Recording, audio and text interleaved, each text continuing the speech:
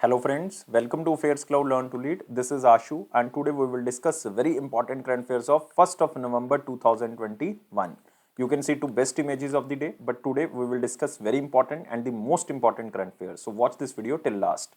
But I am requesting you all the students that you have to download our application from the description box link. After that, log in with the email ID, then click on this crack current affairs section to subscribe our current affairs for 1 year as well as for 2 years. Both the subscription prices are very much low, but we are covering that current affair which is very important for every type of exam. That's why this is the genuinity, this is the hard work of Affairs Cloud team. And how we are covering this current affair? We are providing you daily section. In the daily, you will see three things. One is detail, second is question and answer format, and third is the quiz section, which you can attempt on an application on daily basis. Next, same is the weekly section, and we are providing three things. One is detail, second is question and answer format, and third is the quiz section, which you can attempt on an application on weekly basis. Most important is the monthly section, and we are providing four type of PDFs. One is detail, second is question and answer format, third is the best 100 current affair that is also provided in the form of question and answer, and the pocket PDF. It means two-liner and the three-liners current affair will be provided to you so that you can revise these current affairs in the quick format before your exam. But to enhance your performance further, we are also providing 20 most important topic-wise PDF. It means if you want to cover one topic, then you can use this topic-wise PDF. If you are a banking student, we are providing three things. One is detail, second is question and answer format, and third is the quiz section. But all these three things are only related to banking and economy. But you can attempt this quiz on our application on monthly basis. And if you want to cover all the past current affair of 2021 just from single PDF, then you can revise all the current affairs from exam PDF. And we are providing detailed budget and economic survey. Also expected question and answer will be provided to you so that you can recall that examiner can make these type of questions from budget and economic survey. If you are appearing for your respective state exam, we are also providing state current affair, and the most important thing that we are covering every state and union territory. So all these things comes under only one subscription. You have to just download our application Careers Cloud from the description box link. After that, log in with the email ID and click on this crack current affair section to subscribe our current affairs for 1 year as well as for 2 years. Both the subscription prices are very much low, but if you're a new student, you're just starting your preparation, then I am advising you to subscribe for 2 years, and only 2 or 3 months are left, and in 2022 if you buy this subscription, it will cost so much high. So that's why it is better to buy now. And both the subscription prices are very much low, but on both subscriptions we are providing 10% extra discount if you use this code ASH10. And if you have any query, you can email us or you can call us on this number or email ID. So let's start today's current affair. This is the 1st of November 2021, new month of November, and this is the first day. But first of all the students who are watching this video, please like this video, please share this video as maximum as possible, and please subscribe this channel if you're new on this platform, and join our Telegram group from the description box link. And here is the question: who has been appointed as the chairperson of the National Company Law Appellate Tribunal? So there are two questions. One is the chairperson of the National Company Law Appellate Tribunal, which you are seeing here, and the second question is basically president of National Company Law Tribunal. So one is the National Company Law Appellate Tribunal, second is National Company Law Tribunal, not the Appellate Tribunal. First we are talking about Appellate Tribunal, and answer of this question is Justice Ashok Bhushan. A is the answer. And recently, you can remember the appointment committee of the cabinet has approved this Justice Ashok Bhushan, who was the former judge of the Supreme Court, as the chairperson of the National Company Law Appellate Tribunal for a time period of 4 years, or the maximum age of 70 years. Whichever is earlier. And you can also remember earlier this position was with S.J. Mukhopadhyay. If you want to remember, you can remember S.J. Mukhopadhyay, who was the first chairperson of this National Company Law Appellate Tribunal. And he was retired on the 14th of March 2020. And after that, NCLAT has functioning with acting chairpersons. Now, permanent chairperson who was appointed is Justice Ashok Bhushan. Just remember, we are talking about National Company Law Appellate Tribunal. But if we are talking about National Company Law Tribunal, who is appointed as the president of this organization, then answer of this question is Justice Ramalingam Sudhakar, or you can just remember Justice R. Sudhakar. So, government also has approved the appointment of Justice R. Sudhakar, who was the former Chief Justice of Manipur High Court, as the President of National Company Law Tribunal. And you can remember this Appellate Tribunal. It was constituted under the Section 410 of the Companies Act of 2013 for hearing appeals against the order of National Company Law Tribunal. And its principal bench is in New Delhi, and it was created in 2016. It was basically started in 2016. But you can also remember National Company Law Tribunal, the main organization. It was also constituted under the section of 408 under the Companies Act of 2013. But it was also started in the year of 2016. Its headquarter or the main bench is in New Delhi, but its other benches are in the 14 regional areas. So just remember, the main organization is National Company Law Tribunal, and all the cases appealed against National Company Law Tribunal can be under the National Company Law Appellate Tribunal. So just remember both the questions. You can also see here the picture. Justice Ashok Bhushan, National Company Law Appellate Tribunal Chairperson, and R. Sudhakar, National Company Law Tribunal. How you can remember? It is very easy, because Ashok starts with the A, and in NCLAT this is A, because in NCLAT it is not described, it is A, so it is not appellate. So from appellate you can remember it is Ashok Bhushan, and if it is not A there, then answer of this question is R. Sudhakar. Very simple, you can remember. Moving to very important questions, and you have to like this video, you have to share this video, you have to subscribe this channel if you are new on this platform, and join a Telegram group from the description box link. Here is the question. What is the name of India's first manned ocean mission launched by Ministry of Earth Sciences? When I am talking about Ministry of Earth Sciences, it means I am talking about Dr. Jitendra Singh. Dr. Jitendra Singh. And who is the Minister of State independent charge of the Ministry of Earth Sciences, has launched India's first manned ocean mission named as Samundar. Named as Samundar. So remember, it is Samundaryaan, or you can say Samundar. Basically, it is known as Samundaryaan. So Samundaryaan from the National Institute of Ocean and Technology, it is known as NIOT, which is situated in Chennai. So two questions basically you can cover from this question. One is the name of the mission is Samundaryaan, and the name of the institute is National Institute of Ocean Technology, which is based in Chennai. It is launched from this institute. So you can see here, Union Minister Dr. Jitendra Singh launched India's first unique manned ocean mission. It is known as Samundaryaan at Chennai, and in Chennai this institution is National Institute of Ocean Technology. And you can see here, with this launch, India joins the unique set of countries in the world to have an underwater vehicle to carry out subsea missions. And these countries earlier who done this type of missions are like United States of America, Russia is there, Japan is there, France there, and China. So these 5 countries already done this type of the manned mission, but this is India's first. And remember, Matsya 6000, the manned submersible developed under India Deep Sea Mission. So you can remember the manned submersible developed under India's Deep Sea Mission, and it is currently deployed with support from the DRDO, ISRO, and one IIT, which is known as IIT Madras.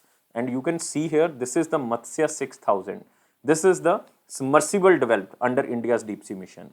And deep sea missions will open a way for analyzing the potential of non-living resources, like you can say polymetallic, manganese, hydrothermal sulfides present in the ocean at a depth of 1000 or 1000 to 5500 meter. So we can explore these type of the resources under this sea mission. So you have to just remember the name. It is Samundaryaan, and it is launched at National Institute of Ocean Technology, which is situated in Chennai, and it is launched by Union Minister of Earth Sciences. It is Dr. Jitendra Singh. So remember these things. Now we are moving to next question. And remember this, you can say manned submersible, which is known as Matsya 6000. This is again important. Next is, what was the theme of 14th edition of Urban Mobility India Conference 2021? And from Indian side, it is attended by Union Minister of Housing and Urban Affairs.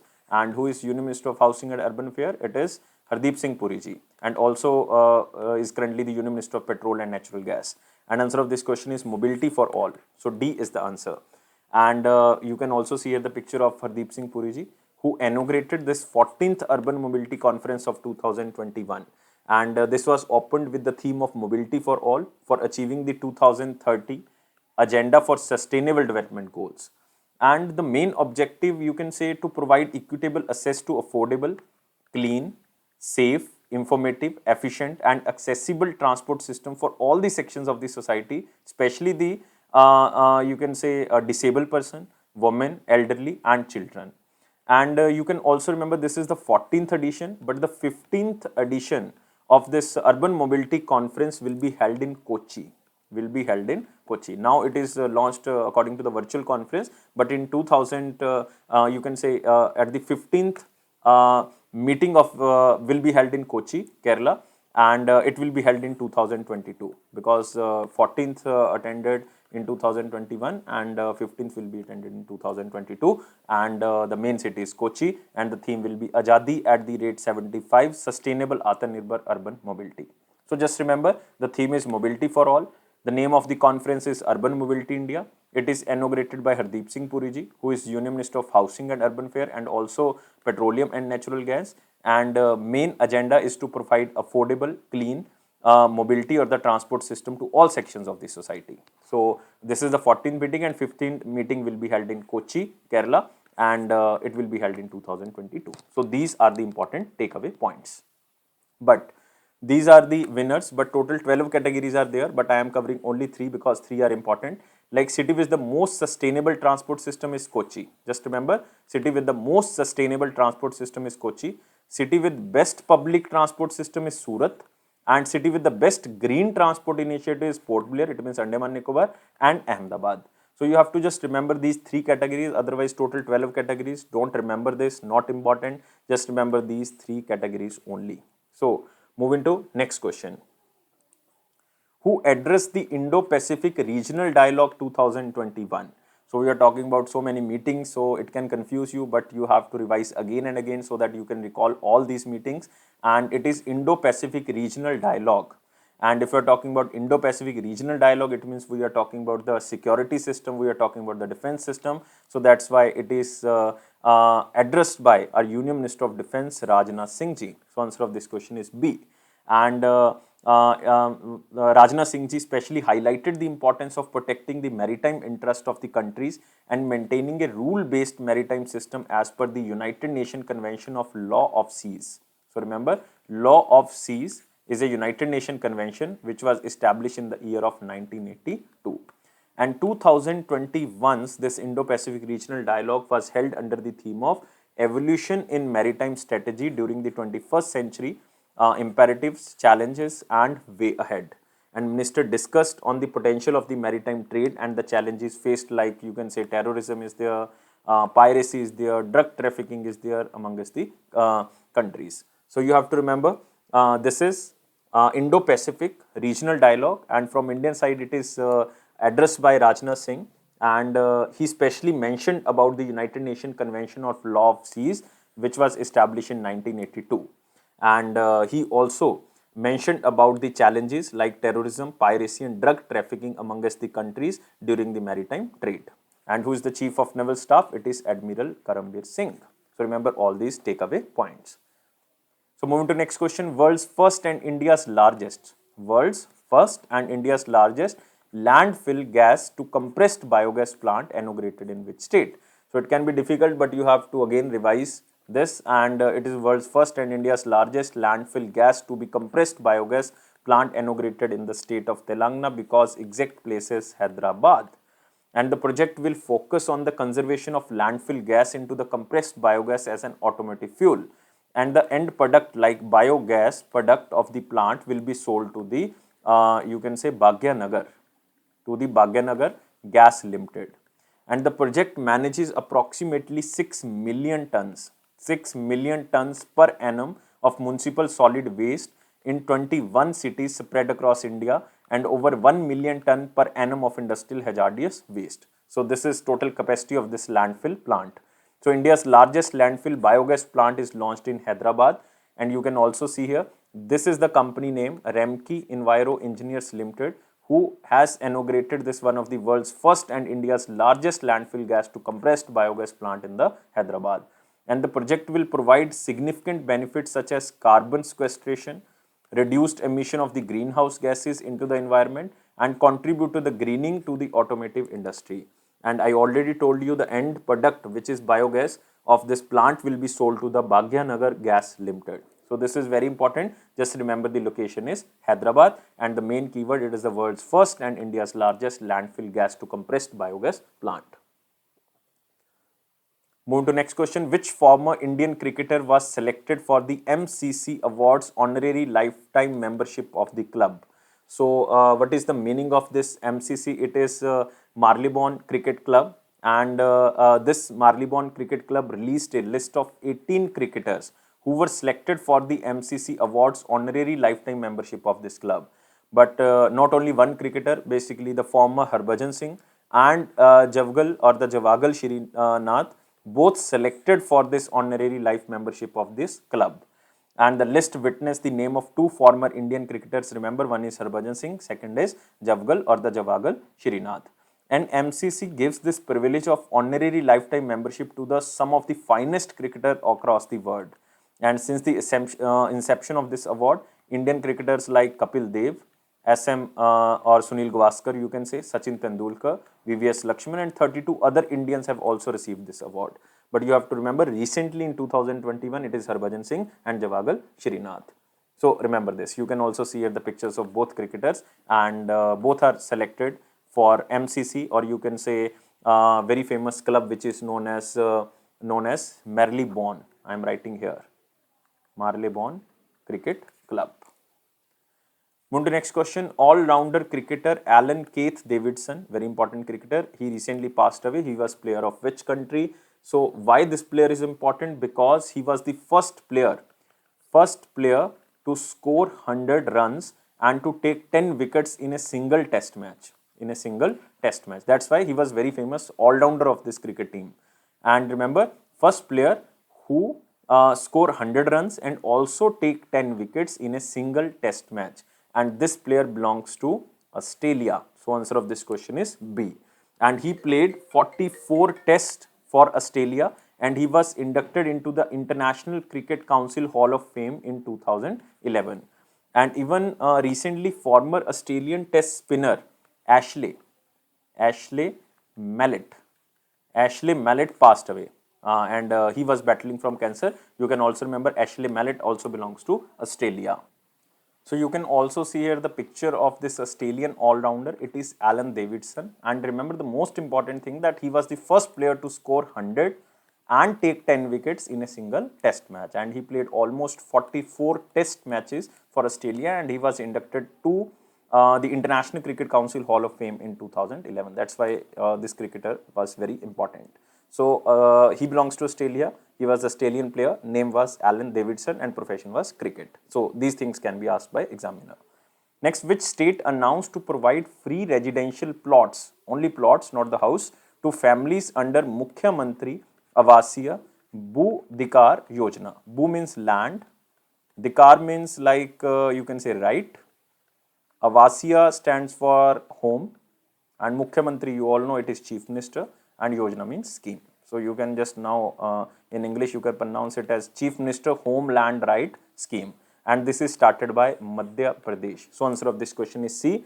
And under this scheme, the state government will provide plots to the land to the families who do not have land to build their homes, and the construction of houses comes under Prime Minister Awas Yojana. And main objective is to ensure that every family has the right to a dignified life with basic necessities like home. And what are the eligibility conditions? Eligibility, like family should consist of a married couple and their unmarried children, and families living in a particular village are eligible. So for residential plot, the application must be submitted through online portal, and the eligible applications will be given ownership rights to joint names of husband and wife.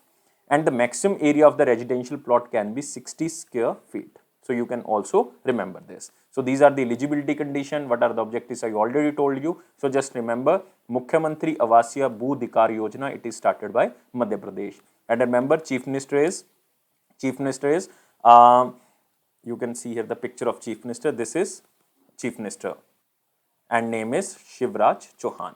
And Madhya Pradesh government announces scheme to provide free residential plots under Mukhyamantri Avasiya Bhu Dikar Yojana. Just remember this.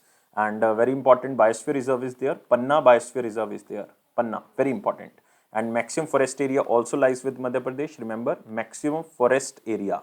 Even Maxim Tigers also in Madhya Pradesh, 526. Second rank goes to Karnataka, just 2 less than Madhya Pradesh. It is 524.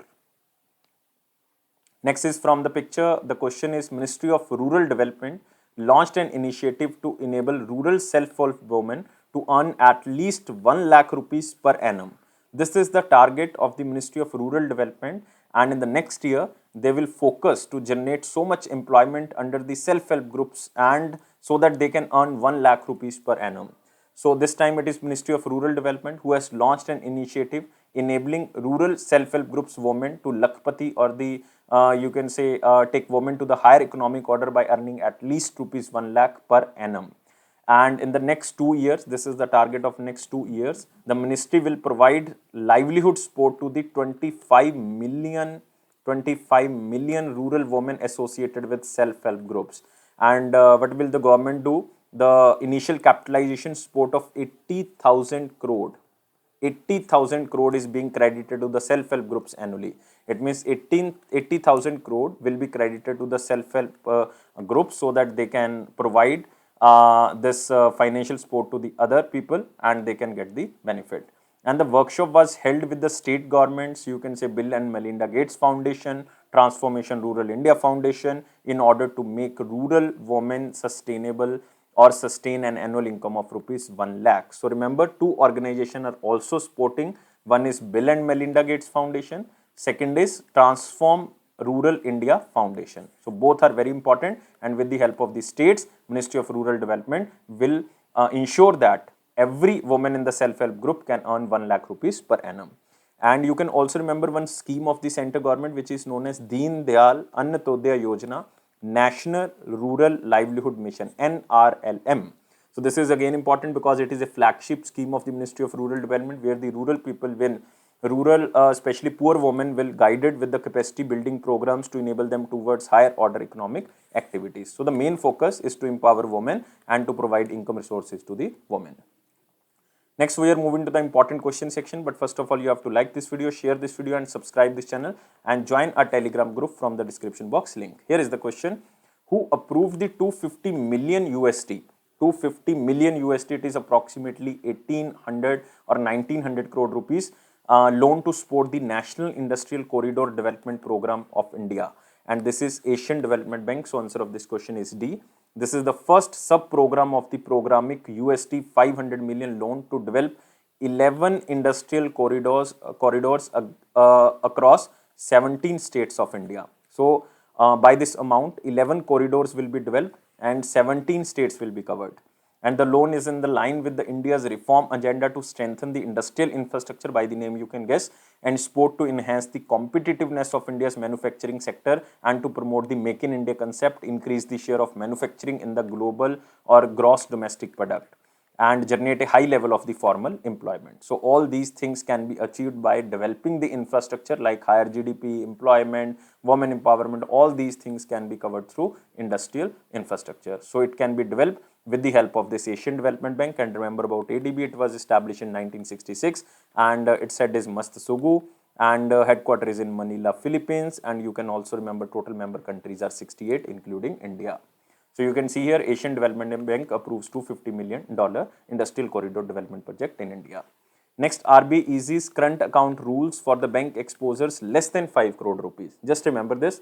And on account of the feedback received from the Indian Bank Association, the Reserve Bank of India has eased the current account rules for the bank exposures less than 5 crore and allowed borrowers to open current account, cash credit, overdraft facility from the banking system under the certain provision. Just remember, it is for the bank exposures which are less than 5 crore rupees.